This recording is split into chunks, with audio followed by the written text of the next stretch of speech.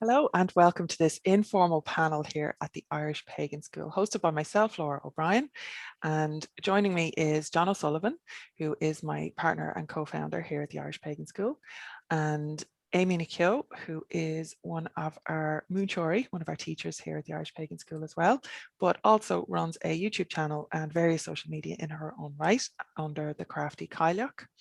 And Angela Bennett, who is one of our students and Tuath, our community members.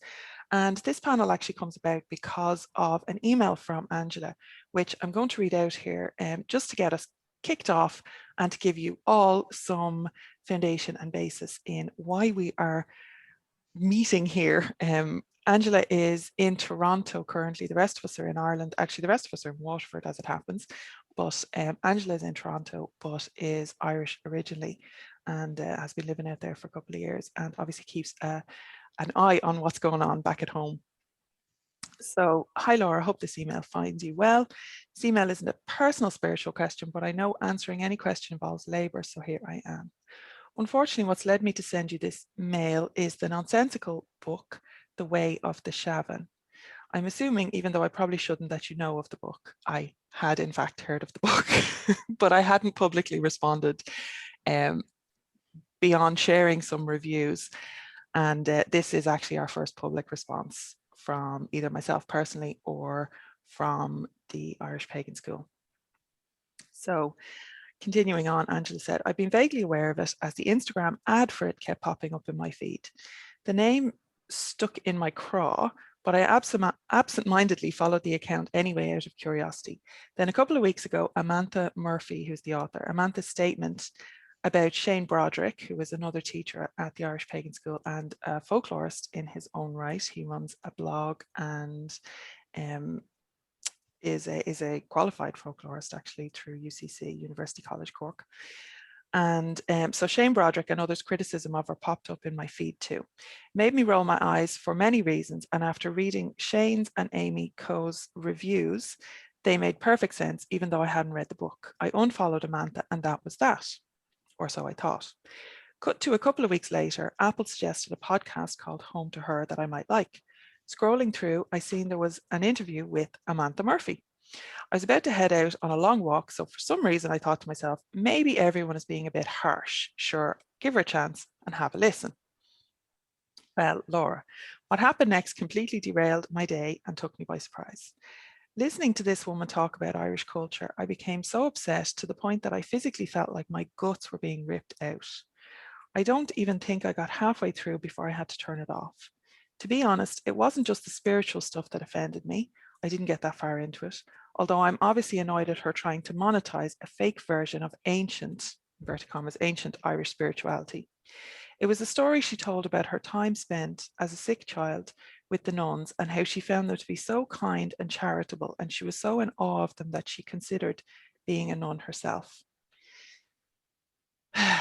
In telling this story, she calls an Irish man who was down on his luck a tramp and talks about how selfless the nuns were taking care of the orphans. Amantha obviously has no clue about the nuance of all this, how nuns would act very different when in the presence of her, an English child, the socio-economics of Ireland at the time that would have led this poor Irish man into this predicament, and finally, no mention of how these so-called orphans ended up with the nuns in the first place, and what we all know more than likely happened to them after.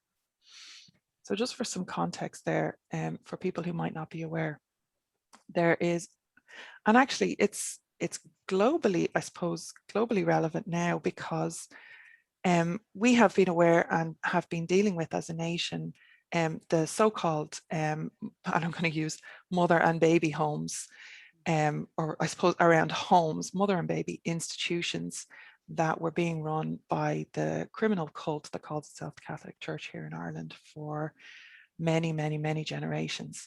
And state-sanctioned abuse and torture of pregnant women, unmarried women, rape victims, incest and abuse victims who unfortunately ended up because of the shame, again, inverted commas, and I'm using that a lot, but that's the narrative that we were told, the shame of having an unmarried pregnant person in your family. And so these women and girls were put into these institutions to have their children, and a lot of those children ended up as what was being called the orphans.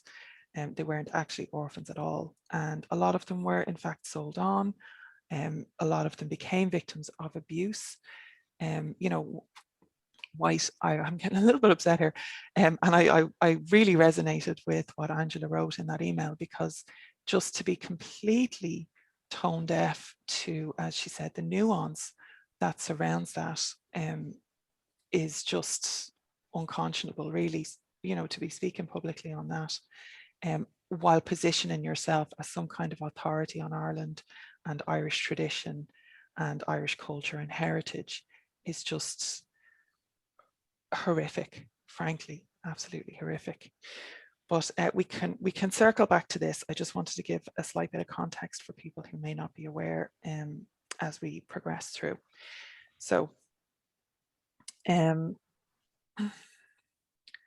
anyhow, I was so disgusted. I DM'd the podcast, something I've never done in my life, and I've been engaged with them for the last week or so. I've asked her if she won't delete the episode to at least add a trigger warning or some kind of context to the conversation at the beginning of the podcast to alert people. I've also told her that she should apologise for the cruel use of the word tramp in the episode when describing an Irish man. The podcast interviewer is an American woman. I wasn't the first person to contact her, and she seems a bit overwhelmed by the responses she'd been getting, doesn't know what to do. She originally put up her own statement on Facebook, but now realizes that probably wasn't enough. She said she was going to add some kind of subtext to the podcast. I just don't think she's sure what to say. And she also asked me to point her in the direction of other people she could talk to about why this book was so wrong, and possibly chat to a native expert on the subject of the divine feminine as it relates to Irish spirituality. So that is why I'm reaching out to you, Lora, as I have no idea who to put her in touch with, as I do not think I follow a traditional Irish pagan path. I know from looking at some of your content that this type of thing is probably your worst nightmare. Yeah, this type of thing being the mangling of ancient Irish traditions and misrepresentation and commercialization and all of those things. So this is definitely in my wheelhouse, as they say. So if there is anybody else that you could recommend, or any links or info I could send her, I'd be extremely grateful. I feel like this might be a chance to right a wrong that can't be missed. Finally, to give you some context about myself, Angela, do you want me to read that bit, or yeah, I think it just makes more sense that I'm not just somebody. No problem. I just don't want to give out your personal details on the internet without your permission and consent, because that's important, So finally, to give you some context about myself, I'm a 40-year-old Irish woman from Finglas in Dublin. John is also from Finglas, and I grew up in Ballymun, so we're close neighbours. I moved to Toronto with my partner Oisin a few years ago for work. That was supposed to be 2 years has turned into 7 off on the way. I have a brother still out in Australia who moved out there for a couple of years' work. Over the last couple of years, I've been developing my own lovely healing private spiritual space, and I'm devoted to and work with Sheila Nagig. Something I didn't mention to the podcaster was that my grandmother Sheila, who was from Armagh, but unfortunately I never met, and my father were both victims of years and years of abuse at the Regina Coley Hostel for Homeless and Unmarried Women in Dublin, where my father was born in the 50s. They both lived there for over a decade. When my father ran away in his early teens, he was homeless himself for a while on the streets of Dublin before he eventually got a job and a bedsit in his late teens, thank God. Anyway, I'm sure that is why I had such a visceral reaction to this woman, with an English accent no less, speaking about Irish people. I was quite literally triggered. Haha. I never thought I'd see the day. Apart from the fact that both my nanny and dad have been homeless, so the word tramp really stung, she is obviously blissfully oblivious to the actual realities of Irish life back then, and has decided to add insult to injury by romanticizing the fucking nuns of all people. Lora, I honestly shocked myself by how angry I got listening to her. I'm usually a pro at ignoring things, especially on the internet, but I think with all the recent reports on the mother and baby homes coming out too, something inside me was unleashed and I couldn't stay quiet that day. I've composed myself and I'm grand now, but I really would be delighted if you could recommend some authors, resources, something I can direct this podcaster to. finally, I just started to look at your content on YouTube during the pandemic, and I wanted to say thank you for sharing the knowledge, but also for having me howling with laughter at some of your quips and comments. I signed up to your newsletter the other day, and I'm looking forward to taking up a couple of courses with you over the summer. If you've gotten this far, of course I got that far. Thanks so much for reading all of this. It was way longer than originally intended, and I wanted it all to make sense. So first off, thank you so much for your email. And in fairness, it did come in a while ago, and I sat with it for a while because I wasn't completely clear on the, I suppose, the official response that I wanted, because a lot of people at the time when all the fuss was happening, when the book was first being released, a lot of people were looking to me for, I don't know, maybe guidance or opinion or whatever. And people look to me for, God love them.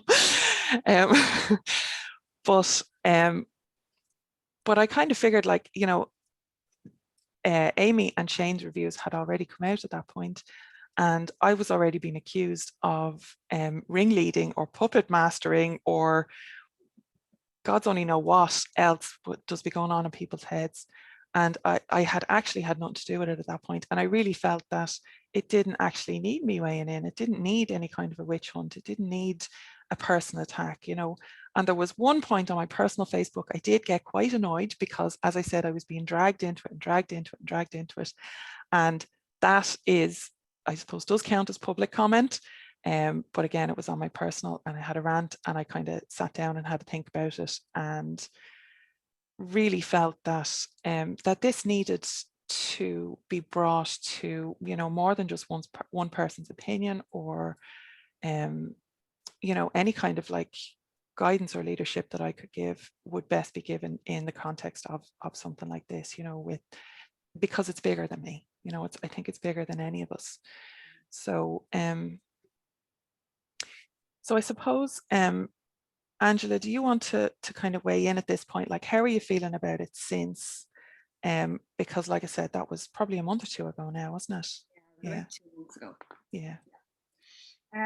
So yeah, I've sat with it too, and you know, there was the initial reaction, but then, you know, I just had to do some work on myself, and I'm like, why are you so hurt? Like, why? Like, just, you know, just really kind of working through that, and I'm still working through that. It's very complicated. It's you know, it's very emotional, drags up a lot of stuff. Yeah. But just, you know, when I sit with my guides, like my Irish guides and my ancestors, the thing that just kept coming through over and over and over again, because I was very nervous doing this, was just like, just tell the truth. Like, just tell the truth, tell the truth. And they were just like, you know, don't exaggerate it. Don't self-victimize yourself. Yeah. But there's a lot of people in Ireland that have been, you know, completely voiceless, completely marginalized. They don't have access to be healed. Like, they don't have the money for that. They just have to get on with it. Mm. So something just told me, like, you have to speak out. Like, you can't go around into these international platforms speaking about Irish people this way, like certain parts of Irish people this way. So yeah, that's just what keeps coming through to me. And yeah, like, I've no desire either to tear somebody down or do anything like that. But if you are putting in yourself as a position of as a healer, then you do have a responsibility to speak about all people in a caring way. And you also should be able to be held accountable. You should be able to hold that. If you're a healer, you should be able to take a step back and be like, oh, why are so many people calling me out on this? So yeah, that's my thoughts. Yeah. And Amy, you got a lot of I don't know what the word is for it, a lot of feedback after your review as well, didn't you? So do you want to talk a little bit about that and what you've seen? Because you've been more active on like the kids' social media, you know, social media. TikTok and that. Yeah, so initially I had seen, what I did initially is I saw that the book was coming out, and read into it. I read as much as I could to try and get a background via the publisher's website, Amantha's own website, the social media. I went through everything that I could find without actually buying the book. And then I contacted the publisher and said, look, this doesn't look right. It doesn't feel right. From what I can see so far, this is completely not correct. It's not correct information that she's putting out. It's a completely made up word. First of all, like for anyone that doesn't know, I've done my degree in Irish. Shavan, first of all, is not a word. It's not a real word. And the feedback I got back from the publishers was basically, oh, well, it's her family's tradition. And like, all well and good, people can do what they want with their own practice inside the comfort and privacy of their own home. That's not what the issue is. The issue is, as Angela said, when you're putting yourself on this kind of platform and saying, well, I'm an authority to speak on this, you can't do that. And at least, as like exactly what Angela said, and if you are doing that and you're doing it in an incorrect way and in a way that's misrepresenting a culture, and you're being held accountable for that, you should own it and own up to it and acknowledge that. And that's wasn't being done by the publisher. I then contacted Amantha herself via Instagram, and with the same kind of queries and concerns and hurt as an Irish person who for several years, all I was finding was this Celtic ancient shaman bullshit, let's call it what it is, online. And that was actually keeping me from genuinely connecting with my spirituality in a genuine, authentic way that wasn't appropriating and just new age appropriation of several different cultures, which is a lot of what this book is. And I really tried to not give this woman money, because I didn't want to put money or energy, and money is energy in this day and age. And all I was getting back from publisher and from the author was, oh, well, maybe you'll feel different if you read it. And I said, right, okay. And I knew other people didn't want to give her money either. And I said, you know what, Grant, I'm just going to get the book. Maybe like Angela, maybe I'm being a bit too harsh. I'll get the book and I'll look into it. And then I got the book and it was worse than I ever could have imagined. And even I was so angry, I think, reading the book, I even missed bits that other people then caught later and were talking about in reviews. And I went onto TikTok first, was where I did before I wrote my review. And even the reaction I was getting on TikTok. Now, TikTok, for anyone who doesn't know, TikTok is a short form video social media platform, content sharing platform. And even just with the bits of information that I put up there, the very, like, the use of the word shaman, the use of chakras. She was talking about chakras in an ancient Irish traditional spirituality book. No, that's wrong. And I got really angry. So I'm getting worked up now again. But I got angry and I was giving out about that. And I was giving out about the words Shavang. And then at a later point, when I realized I'd actually missed a very big thing, where she said for the she to leave out, first of all, advising children to give the she hair, so actual physical like hair, and also urine for offerings, which exactly like Angela's face is saying it all there. It's like, no, that's like, no. And the reaction I was getting from that was people that weren't even identifying as pagan, weren't even identifying as like, I don't even believe in this and I even know this is wrong. You know, people who were like, I have to ask my granddad this and he said, no way would I do that. And it's just a like general belief and general no-nos that everybody who's Irish, or a lot of people that would be Irish that were brought up with that living tradition would know. So for the author to say that, oh, I got this from my granny, I don't, like, maybe she got some of it from her granny, but a lot of what I read in the book was incorrect, unverifiable lore, just blatantly incorrect lore. The lore is the rewriting of some of those stories is just horrific. It's actually mind-bending how she could have even gotten it from any of the stories that I've ever, even like the not great sources, like you know, I'm not going to start naming names, but anyway, yeah, it's just so misconstrued. All of it is so misconstrued. Sorry, Amy, putting in. No, you're fine. But it's horrific. Like to like, and you're a Morgan person, Lora, and I've started to develop a relationship with her as well. And to say that the Morgan was begging for Cuchulainn seed is like, do you have a death wish? Like, what are you doing? You know, it's like, and that was the only, out of all the goddesses that she named in the book, that was the only mention of the Morgan. Yeah. In the book. Like so there wasn't even any other context or anything. It was just, this is your impression of the Morgan. Like, yeah, this is the only information about the Morgan in the book. But you know, Bridget is a maiden mother crone goddess, and I know, Laura, you have an interview with Orla Costello, who is a Bridget priestess, that goes into more of that detail. But like, it was just so incorrect. And then the thing about the she's and the use of the Irish language in it, and then, as Angela was saying, like the talking about Irish culture in it. Now, in my review, when I did my review, and it's funny that Shane wrote the review and actually linked my review in it as well, and didn't bring up the points I had already mentioned. But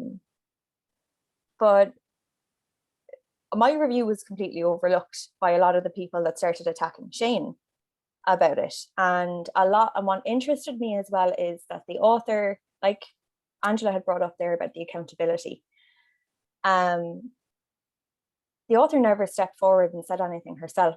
She was leaving everybody else defend her. And that's another thing I noticed when I actually, after I was invited on here, I actually listened to the Home to Her podcast.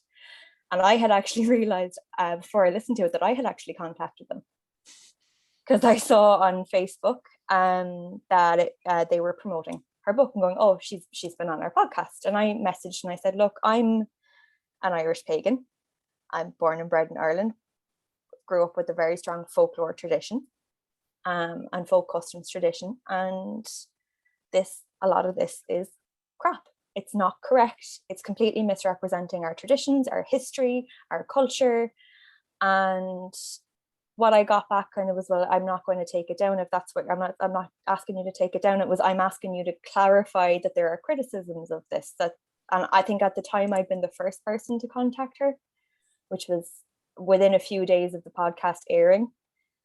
And yeah, it's just been a lot of people defending the author without her coming out and defending herself. And I've even seen other people, even on TikTok and on other platforms, talking about this book that have, again, nothing to do with the Irish Pagan School, nothing to do, like, I don't personally know them, I just kind of follow them and see their content, and have said the same thing, that it just completely misrepresents Irish culture and history and spirituality, and then also steals from a lot of other New Age, neo-pagan tropes that we'd be very commonly seeing. And yeah, sorry, I'll... No, it's okay.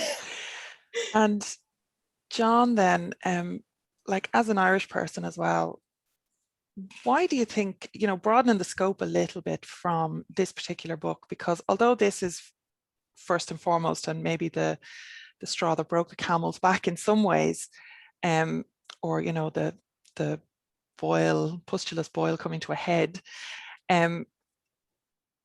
Amantha Murphy is certainly not the first person to do this, not by any means. And, you know, for Amy talking about just in the last couple of years, coming to, or trying to come to, an authentic Irish spirituality, you know, that's exactly what put me on this path when I was Amy's age, you know, and back before that, like, you know.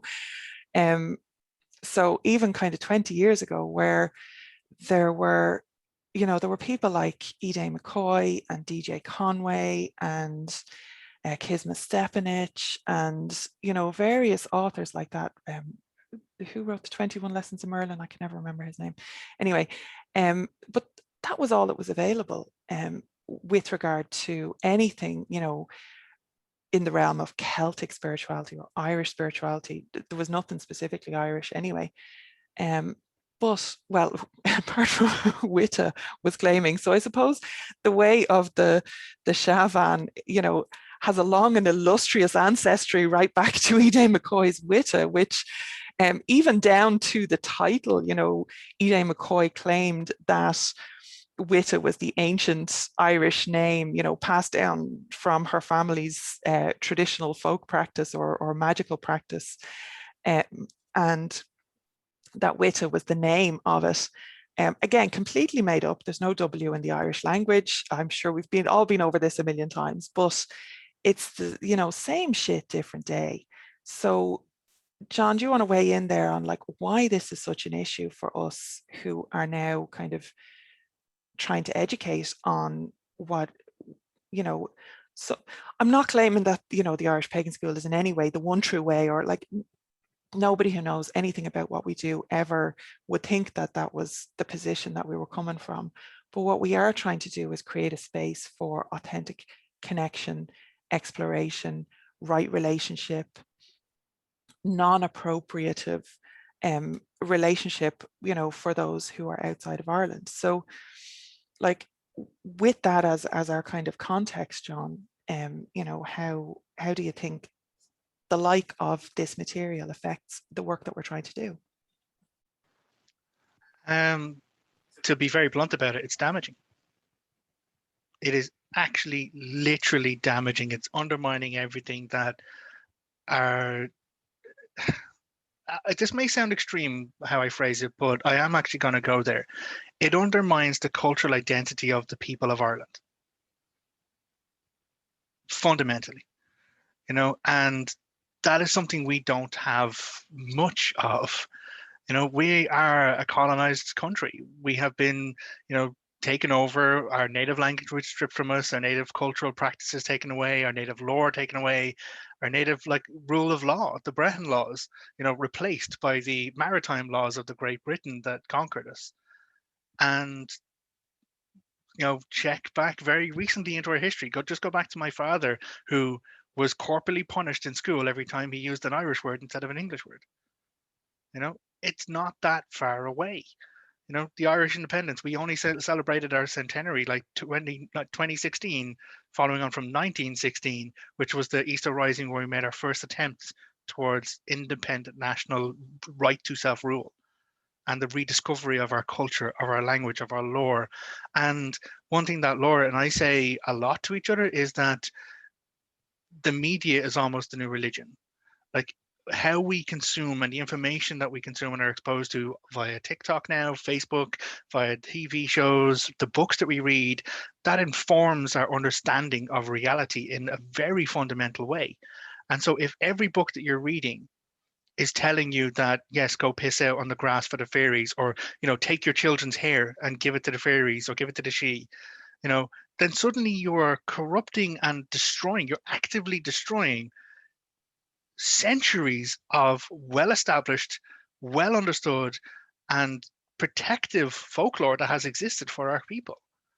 You know, and when that was mentioned to me, I was like, do you want changelings? Because that's how you get changelings.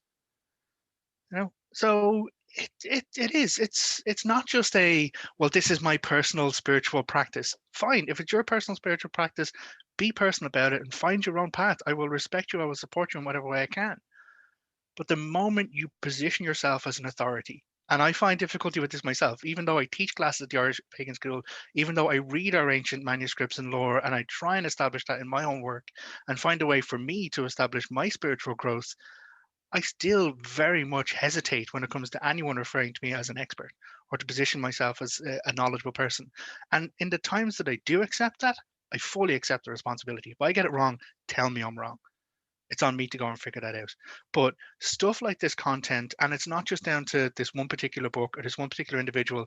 As you mentioned, Lora, there is a legacy here of people seeing things and choosing words and sticking things on top of things, and then trying to brand it and trying to make it and trying to establish themselves in whatever way they want to do it. Again, I'm not against someone making a life for themselves, being creative, establishing like a business or supporting himself, but when that is directly harmful to not just an individual, but an entire national identity and cultural identity, there has to be some accountability. There has to be responsibility.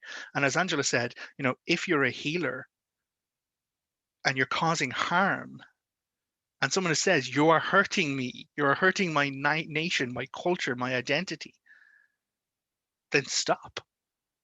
Take a moment to figure it out. Otherwise, you are not committed to the practice of healing. You're committed to your position or your role or your identity or your brand as that. But yeah, essentially any story that really undermines the cultural integrity of a nation is actually damaging along the lines of intergenerational stuff. It's terrible. There's people now who talk to me about Lu. I teach a class in the Irish Pagan School, an introduction to the god Lu. I go back to the old lore and I bring as much of that out as I can. But there are people who still contact me about, so isn't he like the leprechaun guy? I'm like, no, that's a reference to a small god's work of fiction, which was, Good Omen. No, wait, yeah, no, I'm referencing Terry Pratchett. What's the word? New TV show on Amazon.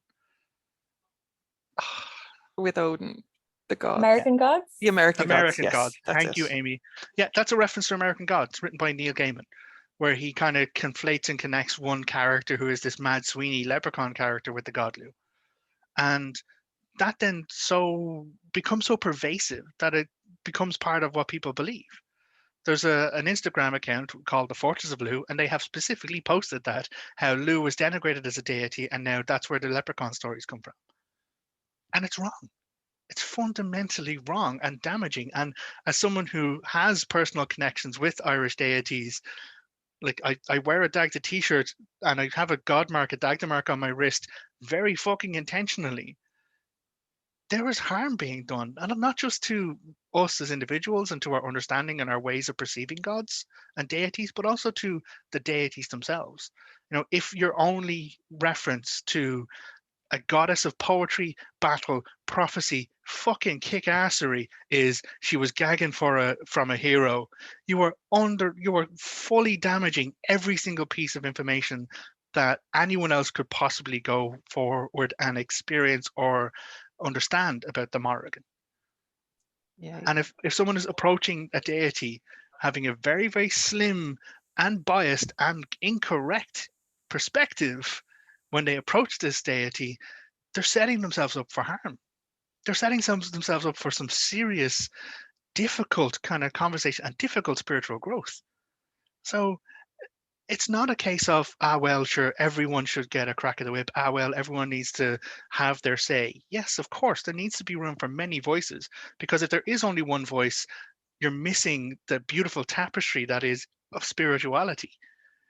But if one voice is presenting incorrect or wrong information and there isn't scope for open and honest discussion, then you are seriously harming not just your own work, not just your own spiritual growth, but generations of people who may come after you.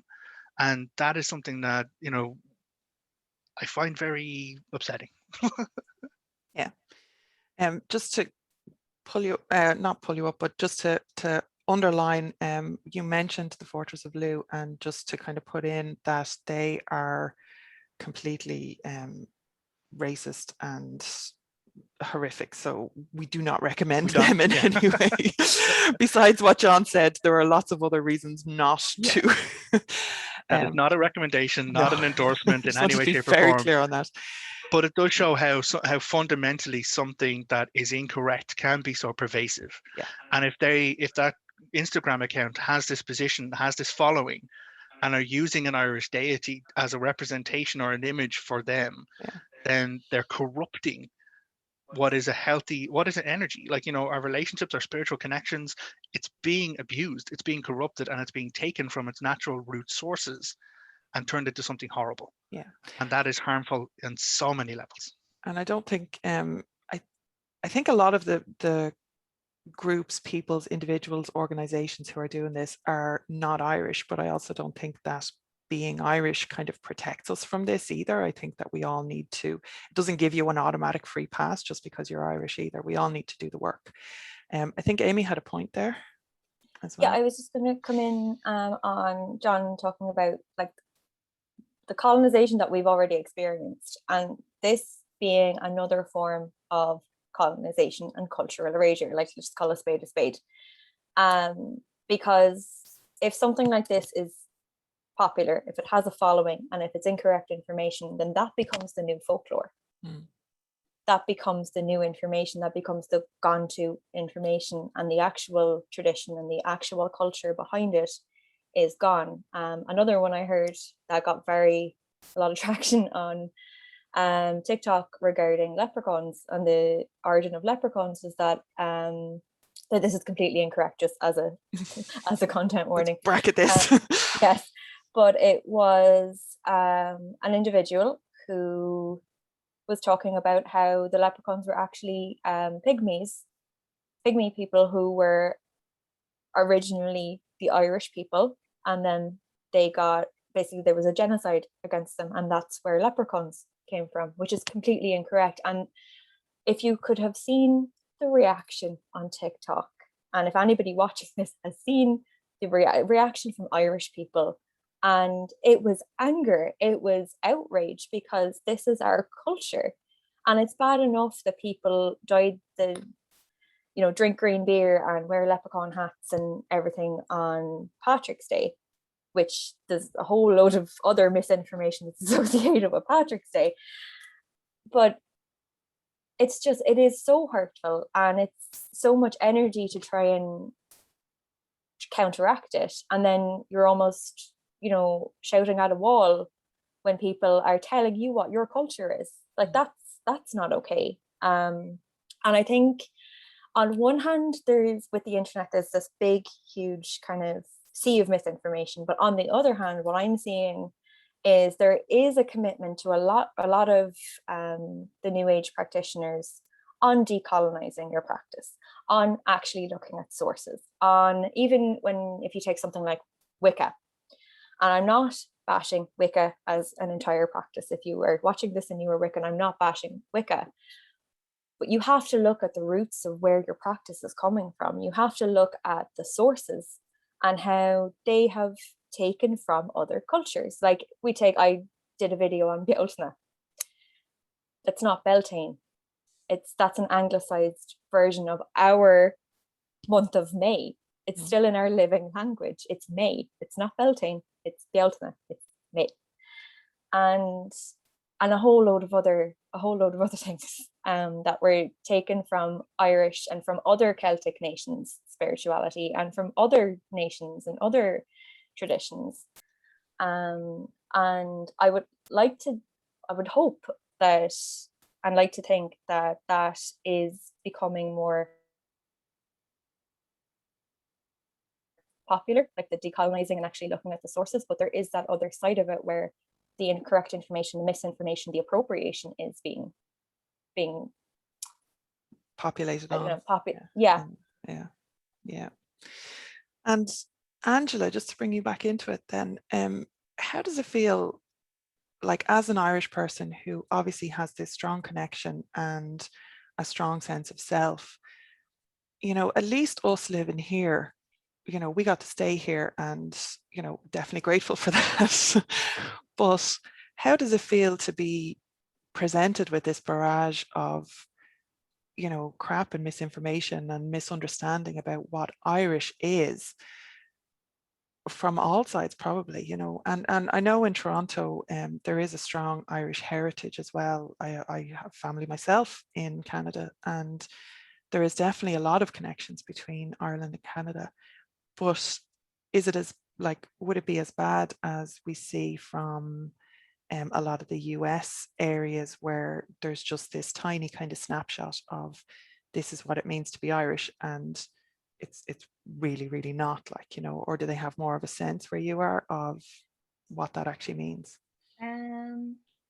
Actually, no. So I live in Toronto. I've lived here for 7 years. In the early 2000s, though, I lived in Wales, in a city called Wrexham, which is near Chester. So I'd be up in the UK a lot, and I have family in, you know, England and stuff. And then living in Toronto now, I work for an American company and I travel all the time. So I'm constantly around Americans. So I kind of feel like I have a really broad scope of like how Irish people are presented to the world, and then how the Irish diaspora, which I find myself a member of now, kind of, you know, take bits and pieces that make them feel good and make them feel comfortable without getting like a really broad spectrum of what it means to be Irish. But what I will say now is that I kind of, like I said, I have my own personal private practice.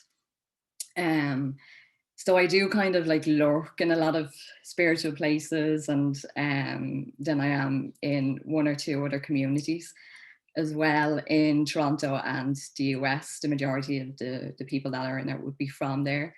And like America in particular, but even now Canada, like they're having a real reckoning with their culture, and you know, just because of a number of things, like everything that's gone on over the last 2, 3, 4 years, and even longer than that. So there's a lot of people really, really genuinely searching for a spiritual connection to their ancestors. And like Amy said, they really want to, you know, be respectful, and they really want authentic information. So yeah, that's where, like, there's obviously the love and light crowd, and usually when I go into them spaces after about 5 minutes, I'm like, no, I have to go here. One of my teachers calls the health and wellness industry the wealth and wellness industry. But there are some communities that are really genuinely, you know, curious and want to do the work. So yeah, in that way, it is getting better. And you know, I kind of feel bad for them sometimes. They go in with this image of Ireland as like, you know, your granny in the cottage making you bread or whatever. And like my family are from the tenements in Dublin, and sure, they're completely unaware of that. And then obviously my nanny, as I mentioned, was from Armagh, and yeah, they come in with a preconceived notion, and then, you know, all this other stuff shows up. But they're really willing to like learn from that and work through that. So I just think it's like a complete missed opportunity. Like you're serving up this diddly eye nonsense really, when we could be doing like really great things and having like international conversations about, like, you know, you're an Irish American now, but like, where did this all come from? Like, because, you know, it's going on and on. Colonization, for example, is going on for obviously like hundreds and hundreds of years. So yeah, it's like I meet certain people on the street, and like there is a perception of Irishness, but I think it's definitely getting better. Yeah. Yeah, and the sorry, we had a knock on the door there. John just had to go take care of it. Yeah, we had this like I really resonate with that. Like, we have an opportunity. That is, I believe, why I've been pushed by God's guides and guardians here in Ireland to do the work that I've been doing for the last 20 years, and to create this space and create this platform, which is what the Irish Pagan School and the Tuath, the community, has always been. It's never been about me and John. It's never been a platform for us. It's always meant to be a learning space where everybody can access authentic information and authentic connection.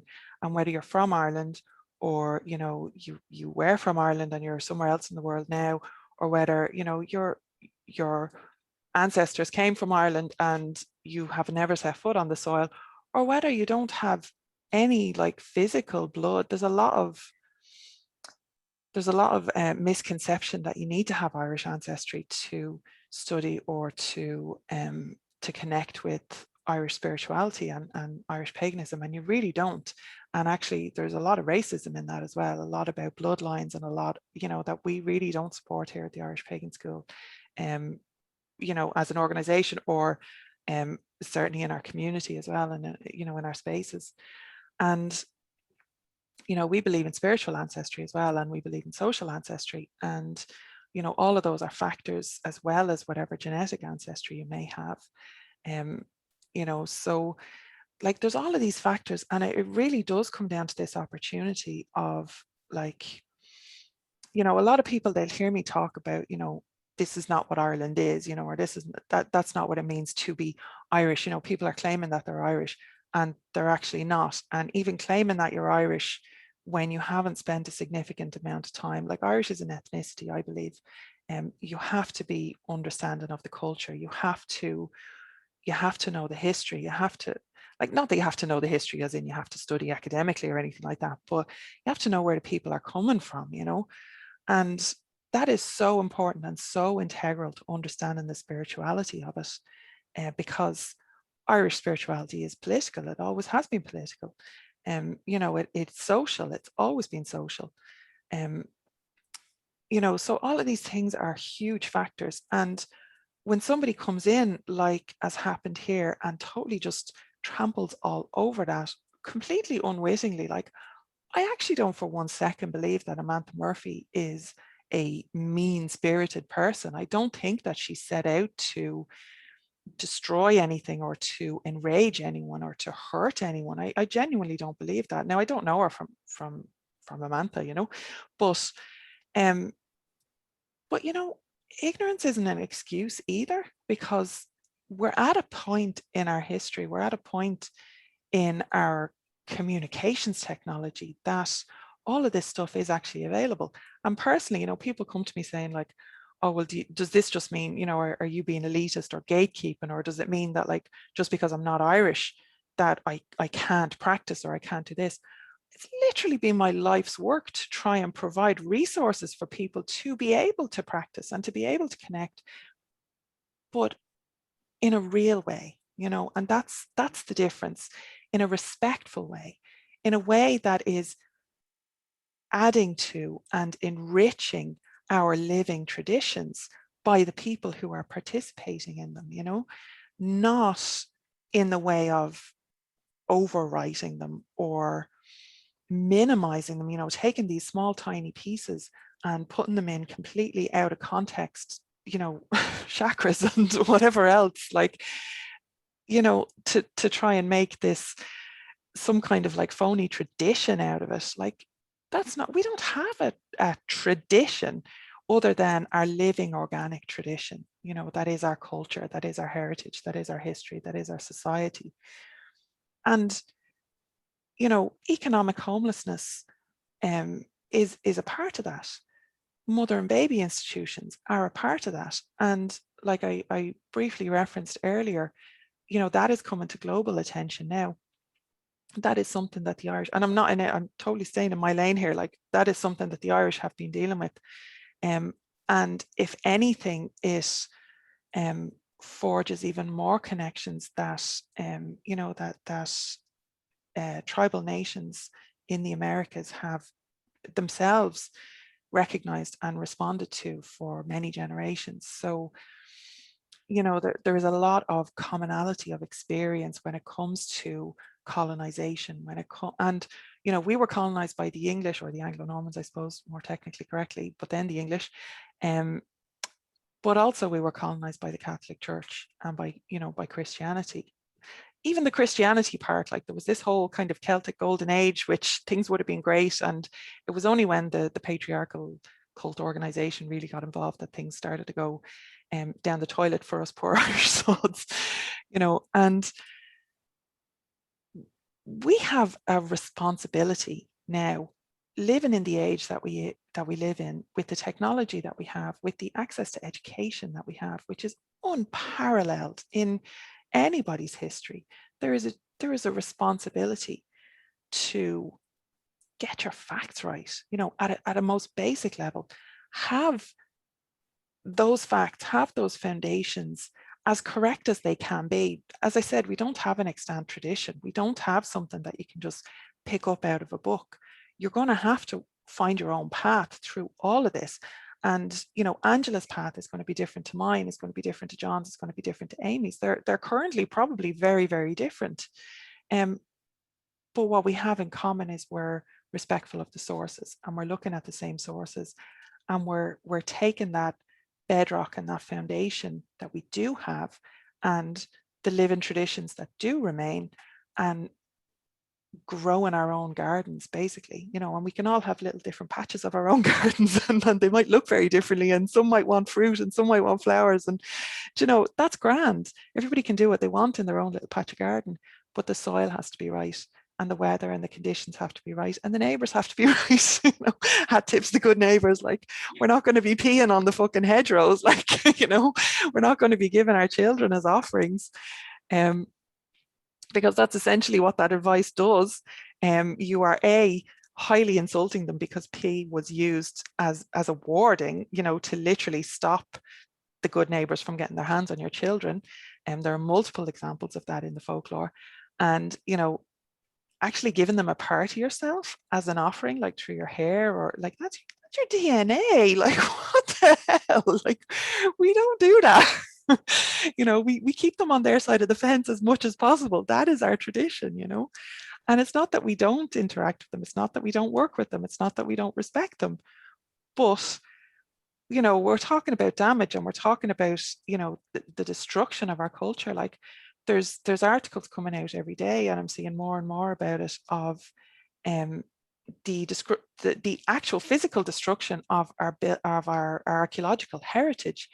And I definitely believe that a lot of that is because we don't have the same fear and respect of the good neighbors that kept our heritage safe. And that's part of the function that they have, whether you believe in them or not. Like, you know, I mean, everybody will tell you now that they don't believe in them, but they still, for the most part, most people will still, you know, not mess with a ring fort, or cut down a lone hawthorn tree, or, you know, will advise the people building the roads that maybe they should go around it instead of trying to go through it.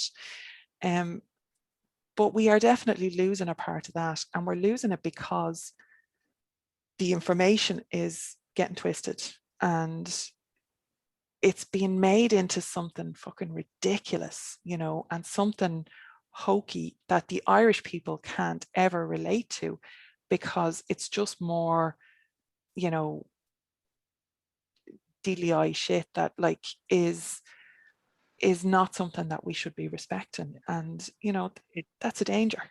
It has a serious knock-on impact across the board, because, like, you mentioned there that Irish people can't connect with it because what's coming back to us is not of us. And that's a big fucking problem, because, as I mentioned, we were colonized, we were taken over, we were then, for a good number of years, for decades, we were the most Catholic country in Europe. You know, that's thankfully making changes now, and during the recent abortion rights kind of works in Ireland and repealing the Eighth Amendment, there was like propaganda put out by the Catholic Church and a visit from the Pope in order to save Catholicism in Ireland, to save Catholic Ireland.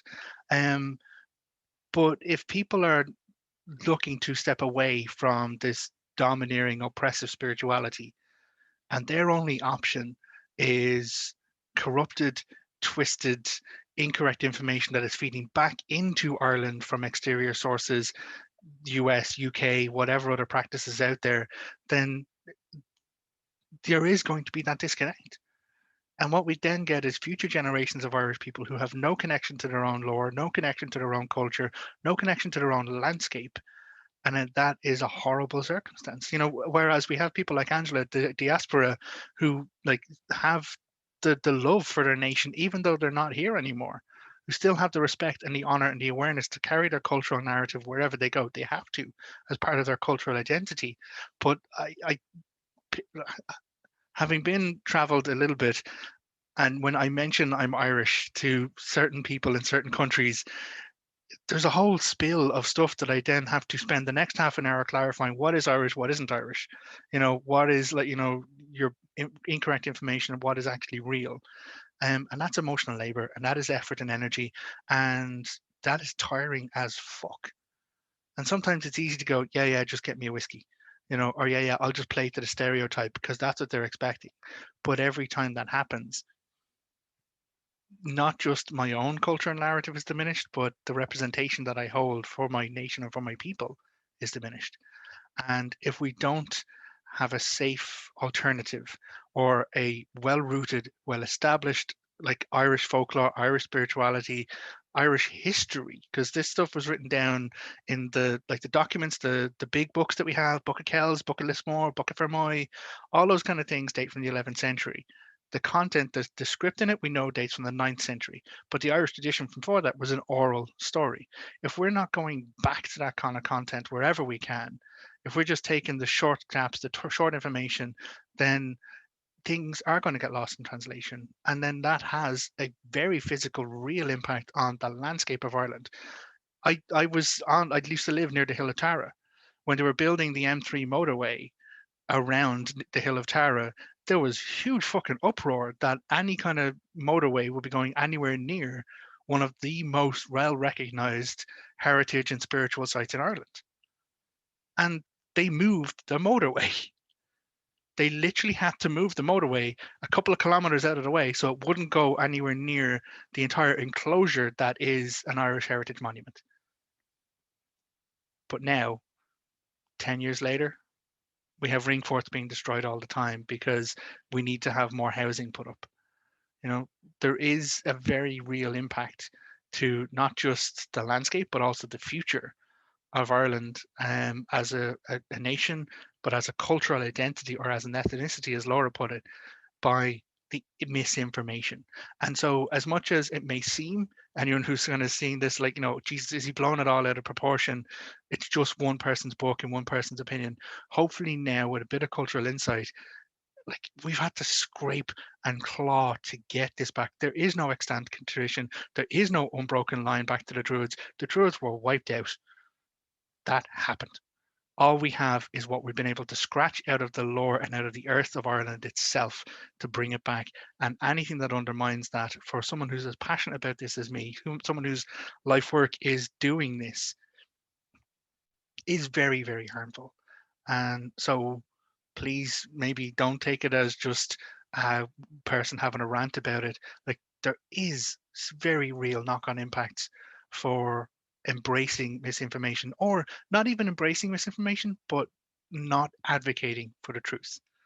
And as Angela mentioned, like, you know, you have to kind of stand up for these things. You know, you have to be able to stand up for the truth and tell the truth, because this is the truth. And the truth is subjective.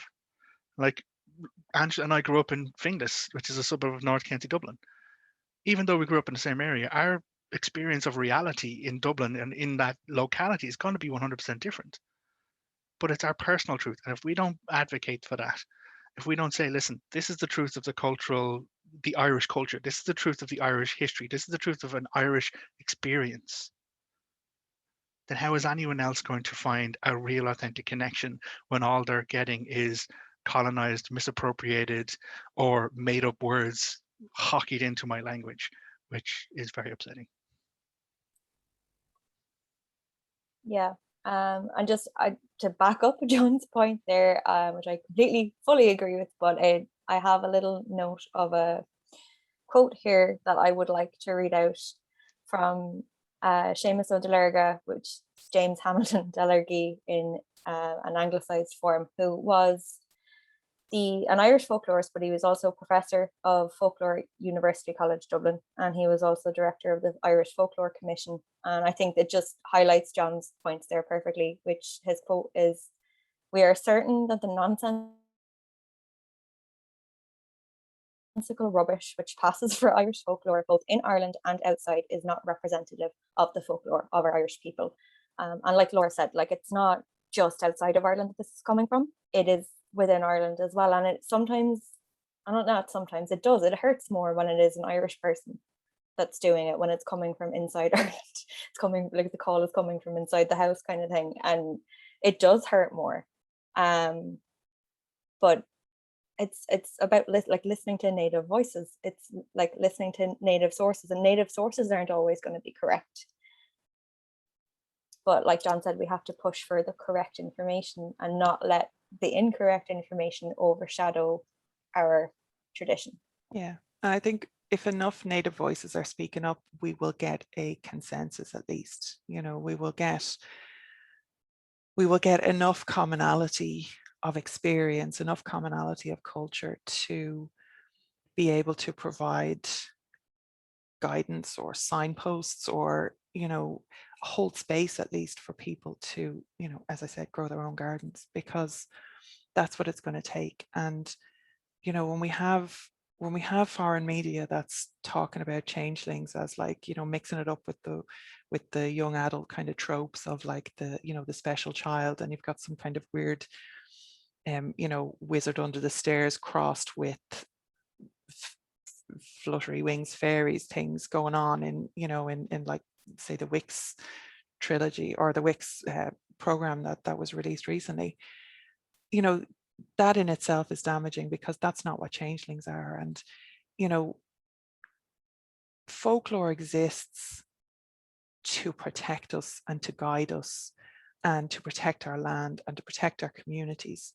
So it's not about looking at the past. It's actually, it has an active role in our culture and our society today. And if we lose our stories, what are we? You know, I mean, there's talk about how human beings developed the way we developed because of our storytelling, because, you know, we cooked our meals basically around a fire, and that gave the opportunity to share story, that gave the opportunity for community. And that, to me, is what Irish spirituality actually is one of the last bastions of, well, maybe, sorry, one of the last, definitely not the last, but one of the last bastions of culture and society that really, really values community and really values our stories. And we can't lose that. And we can't just stand by and let it be taken away, let it be cut up and, you know, packaged up into shit that it's not. Because we have, as I said earlier, we have a responsibility to future generations. We also have a responsibility to all those people all over the world who are seeking, who have that longing and that need for connection back to their, you know, their ancestral nations, or, you know, like I said earlier, maybe not even bloodlines, just you feel that calling of this island that so many people around the world still feel, inexplicably in some cases, and very explicably in other cases, Angela, you know, but it's there and it's real. And we have a duty and a responsibility to work in guardianship of those stories and of this landscape and of this heritage, you know. And I think, I mean, we can probably wrap it up there unless anybody else has anything that they want to add. I just have one Yeah, thing. please, Angela. Yeah.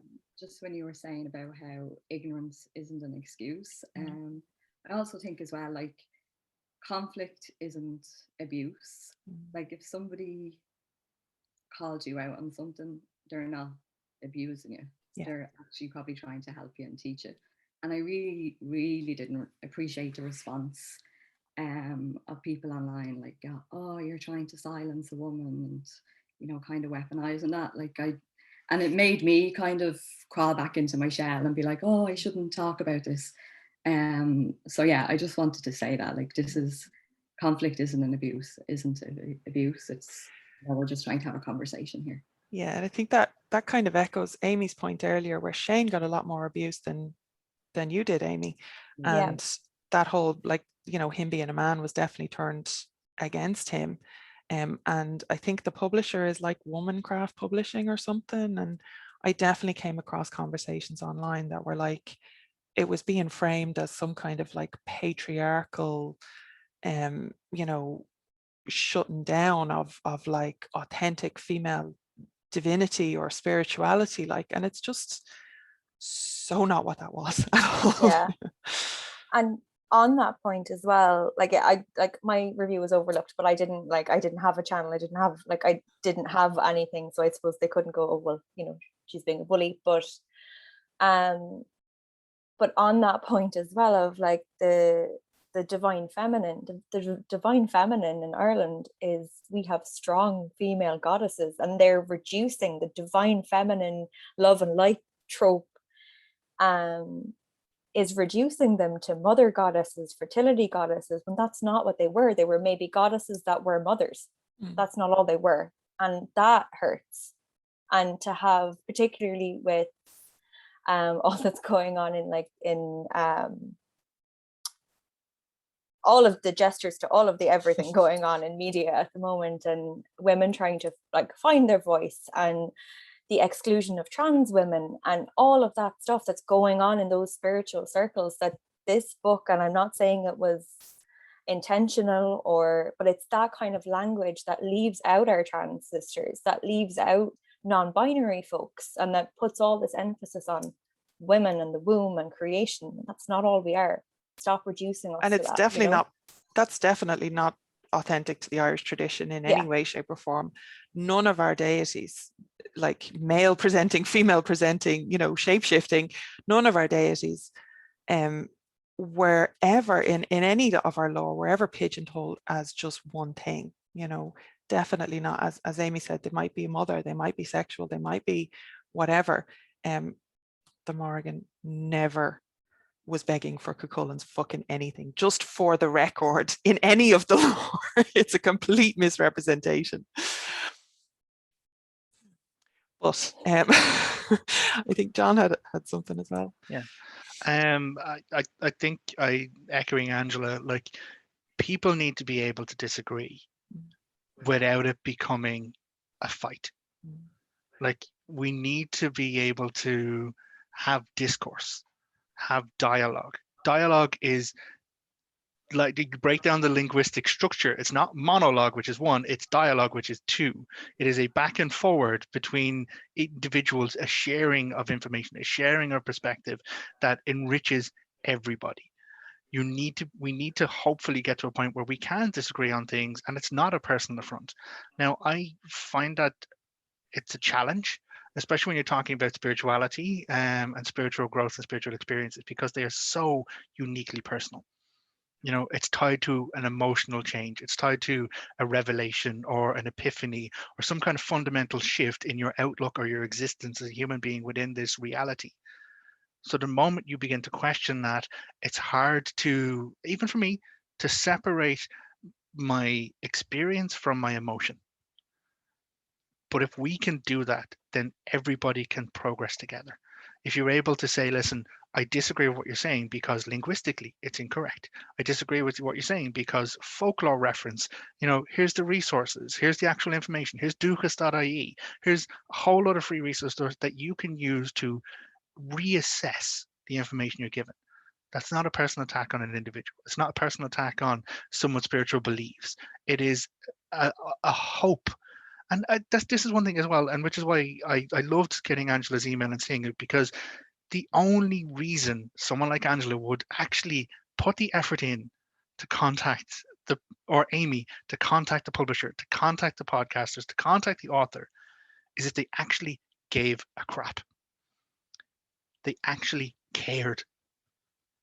And so if someone comes to you and says, listen, I actually care about this, and this is like, people who don't care will never talk to you. People who don't care won't actually engage with you. But the people who do engage with you do have some stimulus to give, as long as they're willing to break it down and, again, have a dialogue, not just throw their shit at you and expect it to be a fiasco. And just to shift then into the co-founder of the Irish Pagan School, our focus is on the education. Our focus is on the information. Our focus is on our students, and as Lora put it, our community. Tuath is the Irish word for that, and we fucking live and will always live for Tuath. It does mean that there are many voices, and we're never always going to agree, because that's impossible. You can never get 100% consensus. If you get 100% consensus, something was rigged, like an election, or it's wrong, right? But being able to have safe space to have dialogues is important, but also kind of expecting a response from people, kind of like, you know, trying to drag people into a narrative, trying to, like, you know, present, oh, well, this person or this company or this school is obviously going to have an opinion or is going to disagree with this. Like, our focus and our energy, which I said to Lora at the very beginning, before we even got communicated from Angela, I'm like, I don't want to engage with this. There are other people engaging with this. that is the conversation that they're taking. Our focus needs to be on providing the resources we can, educating people forward, and looking after our community, looking after our Tuath. But unfortunately, And other sorry, voices try to drag us yeah, into this, which and is it's where we've gotten to this need for a response. Sorry, Laura. I just really want to clarify there. It's not that we didn't care. No, It was that it was done. it was me in particular. One particular individual was trying to drag me into it because they have a personal vendetta, and that was spilling over. And I felt that by me specifically engaging with that, it would only add fuel to the fire in completely the wrong direction. You know, so it's not that we don't take responsibility, or that we don't care, or that we don't, you know, fight the fights where they need to be fought. Yeah. We absolutely do that, and that is very much, you know, our agenda as well. As I said, our spirituality is political always, because politics is life and it is part of our Irish experience. But you have to choose your battles as well, you know, and you have to weigh up whether it's going to be for the greater good, or it's going to be for the drama and the ego and the, you know, getting it off your chest and having a rant. And as I mentioned before, I had one little rant on my own Facebook page and actually publicly apologized for that, because it wasn't the right thing. It wasn't the right energy to be dropping into the mix, specifically at that time. So, you know, cooler heads have prevailed, and I just wanted to be very clear on that. Thanks, John. Yeah, no, absolutely, love. And that's why we wanted to kind of, if we are being brought into something, not as individuals, but as an educational body, because that's what was happening. People were saying that, oh, well, Amy's a teacher in the Irish Pagan School, Shane's a teacher in the Irish Pagan School. So they weren't making about John's opinion or Laura's opinion. They were making about the school. And the school's focus is always on providing the resources we can and looking after our community. And it's a great example, which goes back to the uniqueness of the personal experience. This other individual who was trying to get us involved and trying to garner our responses to stuff is an Irish person. And they have their practice, which they have built from their own experiences. But you need to be able Is to look actually at originally multiple. an English person, just for the record. So I think Thank there you. might have been an element of projection in that as well. Okay. He has Well, lived in Ireland for a very long time, and you know, has definitely experienced the culture. But again, I think that there might have been a projected element there. Yeah. Well, again, that's what I meant. You know, his lineage, where his nationality he came from, he's been part of the Irish culture, been part of the Irish nation, and so that's what I was referring to. We say that if you're living in the Irish culture, you're Irish. You don't have to have the bloodline or the passport or whatever. But to have that kind of voices, kind of like it again, as Amy said, it's voices within our own household. And that is kind of undermining to everything. So our position as the Irish Pagan School was to say, listen, leave that where it is, you know, for our personal opinions. Amy had a handled, Shane had a handled, and, you know, had done all the work. Angela had a handled. When we heard from Angela, had done all of the work. We didn't need to take an action as the Irish Pagan School. And we decided for our own mental health and our own kind of position, we didn't need to take an action as individuals either. But when Angela kind of presented this email to us, sought kind of some connection and some support, we saw an avenue to do this. And this is probably the most constructive thing we can do.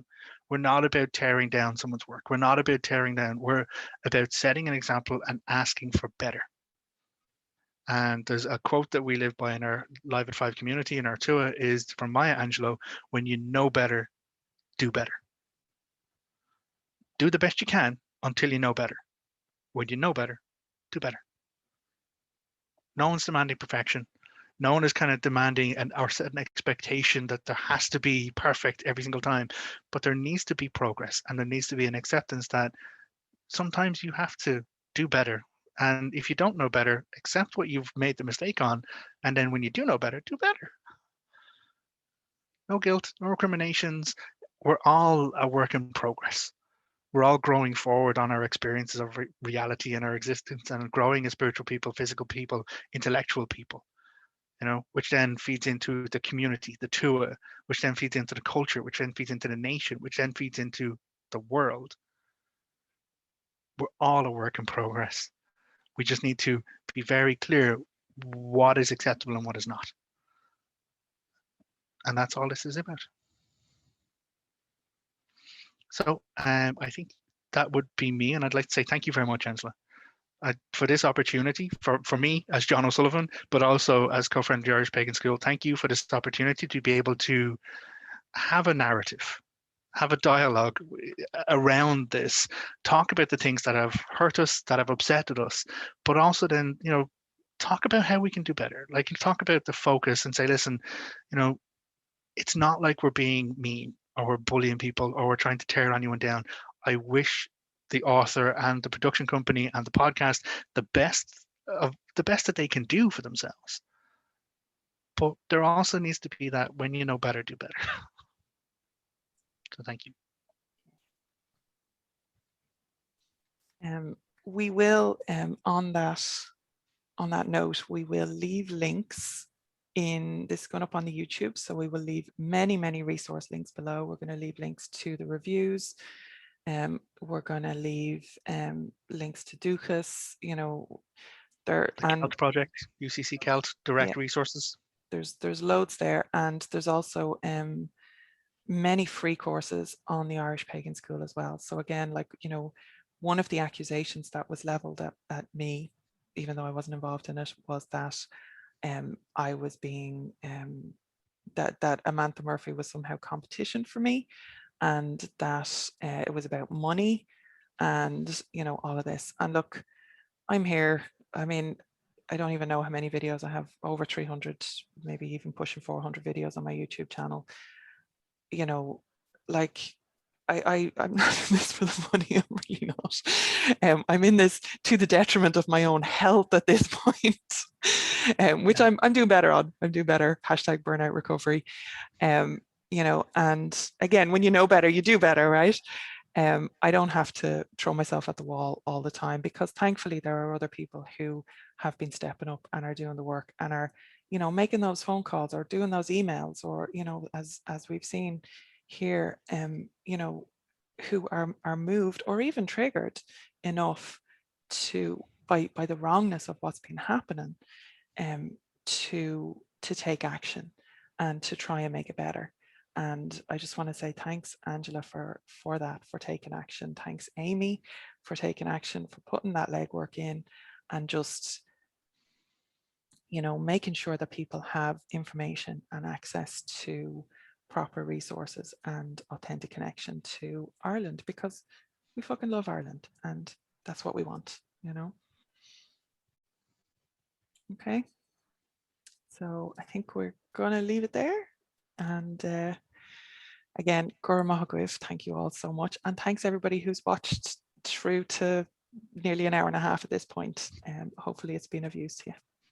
Okay. Slán.